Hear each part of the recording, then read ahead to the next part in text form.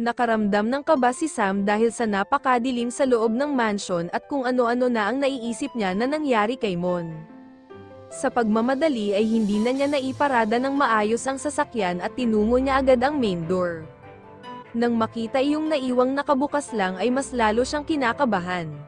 Sa kabila ng takot ay naging alerto siya sa paligid, lakas loob na pumasok naman siya sa mansion.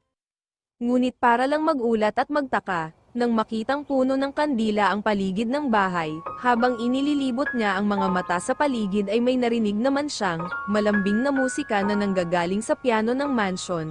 Mon, mahinang sambit niya sa pangalan nito, naglakad pa siya ng makailang hakbang hanggang sa nakita nga niya ang nakaupo na si Mon, habang pinapatugtog nito ang piano habang kumakanta at nakangiting napapasulyap sa kanya.